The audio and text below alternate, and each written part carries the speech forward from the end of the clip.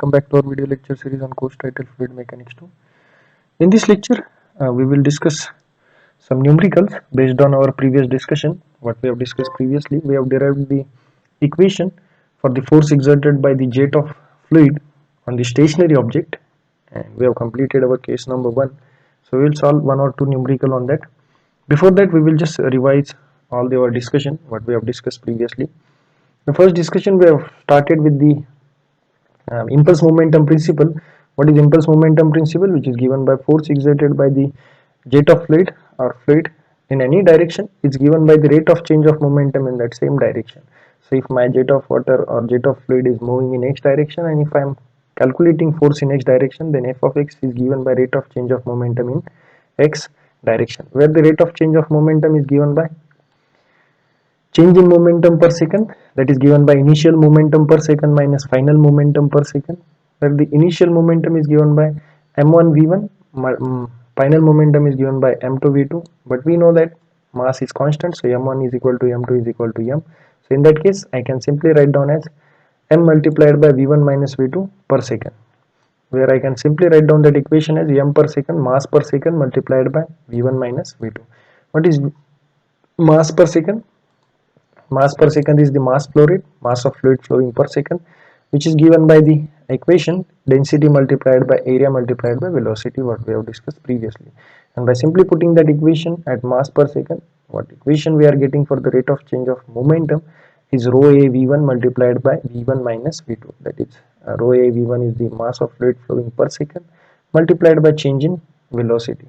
So this is what our equation for the force exerted by the jet of fluid on object, and the same principle we have used while deriving the equation. So we will just go through those equations, what equations we have derived. So we have total discussed three cases. In the case number 1, we have discussed three different conditions. So our case number 1 was when object is stationary, and we have discussed total three cases. In condition number 1, where the flat plate is normal to the jet, where the equation for the force exerted by the jet on the plate is given by f of x is equal to rho a v square. Again, in the second case, where plate was inclined to the jet, in that case force exerted by the jet on the plate in x direction is given by rho a v square multiplied by sine square theta, where theta is the angle made by plate with the direction of motion or with the axis of the jet, and f of y, which is given by rho a v square sine theta cos of theta. Now in case of flat inclined plate, or a discharge might be a different, so in that case discharge ratio can be calculated as q is equal to 1 plus cos of theta, q by q2 is equal to 1 plus cos of theta divided by 1 minus cos of theta. In the second case, what we have discussed, three different conditions. In the first condition, jet striking at the center. In the second condition, jet striking tangentially but plate was symmetrical, and in the third condition, or in the third case, when my jet striking tangentially as well as plate was also unsymmetrical.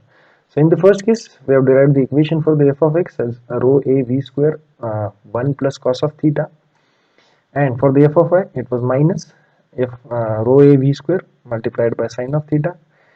When jet striking tangentially and plate was symmetrical, in that case f of x is equal to 2 rho a v square cos of theta, and fy was 0. And when plate was unsymmetrical, in that case rho a v square cos of theta plus cos of phi, and f of y was given by rho a v square sin theta minus sin of phi, where in this equation rho is the density, small a is the area of jet, small d is the diameter of jet, v is the velocity of jet, which was remain same as we have considered or assumed smooth plate. Theta is the angle made by jet with x direction or inlet tip angle of the plate. Phi is the angle made by outlet tip with the x direction or angle made by the velocity at the outlet tip when plate is unsymmetrical. So this phi angle is applicable to the unsymmetrical plate, which is the angle made by the outlet tip with the x direction, or it is angle made by velocity at the outlet tip. So let's proceed to solve some simple numerical on the basis of those equations or those relationships. Discuss this one. It is asked, a jet of water having 75 mm diameter issues with a velocity of 30 meter per second and impinges on a stationary flat plate which destroys its forward motion. Find the force exerted by the jet on the plate and work done. What they are asked to calculate?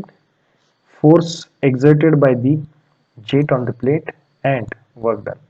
Now what they have asked, what they have given, they have given a jet of diameter 75 mm. Issues with the velocity. Now velocity is given, diameter of jet is given, and which is striking on the stationary flat plate. As plate is stationary, in that case obviously whatever the work done will be zero, because as there is no displacement of the plate, there will be no work done taking place. So we have got one answer here itself in the numerical, which is given that plate is stationary, so work done will be zero. So this is our answer, work done will be zero, which destroys its forward motion. Now what it is indicating, that my jet is moving in the forward direction, in this direction where it is exerting certain amount of force, and there is one plate available placed in the path of jet, and this plate is stationary, so it is going to destroy its forward motion. So my jet is totally getting deflected in two direction, in this direction and in this direction.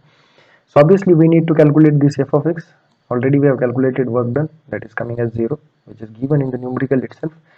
Now we know that in case of flat plate there is no inclination mentioned, so our flat stationary plate, that is normal plate, which is placed in the path object, so we can simply use the equation f of x is equal to rho a v square. So what we need to compute here, f, what we need to what values we need to compute f here, density multiplied by a. What is a? A is the area object, v is the velocity object. Now velocity of jet is given, density we know that density of water is 1000 kg per meter cube.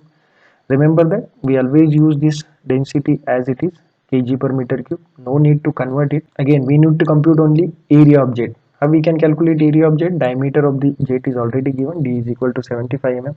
Just simply using the diameter, pi by 4 d square, computing the d 0.075 meter. What we are getting here, area is 0.004418 meter square. After putting all those values, velocity is equal to 30 meter, a is equal to 0.004418 meter square, and density is equal to 1000. We are getting here value of the force is equal to 3976 Newton. So this is our value of the force, that is the force exerted by the jet on the plate, which is coming out as 3976.2 Newton. As our plate is stationary, work done is 0. Hope you understood this numerical. Let's move to the next. Strikes with a velocity of 35 meter per second on flat plate inclined at 30 degree with the axis of the jet. If cross-sectional area of the jet is 25 centimeter square, then determine force exerted by the jet. They asked to calculate force exerted by the jet on the plate, the component of the force in direction normal to the jet, and the ratio in which discharge gets divided after striking. So they are asked to calculate three different parameters. The first, force exerted by the jet on the plate. Now remember that here plate is given as inclined plate, so we need to calculate force exerted by the jet on plate. That means that if my plate is inclined, if this is the plate which is inclined, making an angle, certain angle with the axis of the jet, in that case if they ask to compute force exerted by the jet, in that case we are simply going to calculate normal force, that is f of n. If they would have asked force exerted by the jet in direction of motion or in the direction of jet, in that case we would have calculated f of x directly. But as they are asking force exerted by jet on the plate, then obviously we are going to calculate normal component. Now we know that f of n, which is given by rho a v square sine of theta in case of inclined plate. This is the normal force component which is acting on this plate. Now what we need to calculate here for the calculation of Fn, that is density, we know that 1000, A, area of jet, that is given as 25 centimeter square. Just convert it, divide it with the 10 raised to power 4. What we are getting, 25 multiplied by 10 to the power minus 4 meter square. Velocity is already given 35 meter per second. Now sine of theta is already given as 30 degree. Just simply putting all those values, what answer we are getting here, F is equal to 1531.25 Newton. This is our answer, what we are getting here by putting all those values. Let's move to the next calculation. What they asked is component of force in direction of normal to the jet.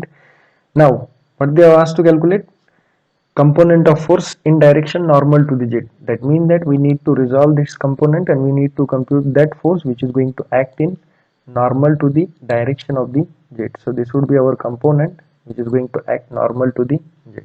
So let's compute it by taking it f of y multiplied by f of y is equal to f of n multiplied by cos of theta. So this would be our vertical component, as we have discussed while discussing the derivation of force exerted by the jet when plate is inclined. At that time we have discussed whatever this is my f of n which is acting at normal to the plate. In that case, whatever my this theta will be extended, so this will be my horizontally, this theta will be extended here. So what is here, angle is becoming 90 minus theta, and if it is 90 minus theta and if I am resolving it in two direction and measuring angle with respect to the horizontal, in that case this horizontal component will become cos of 90 minus theta and this one will become sine of 90 minus theta. Here cos of 90 minus theta will become sine of theta and here sine of 90 minus theta will become cos of theta. So here it is f of y, f multiplied by cos of theta, that is 1531.5 cos of theta is equal to 1326.1 Newton. This is our answer.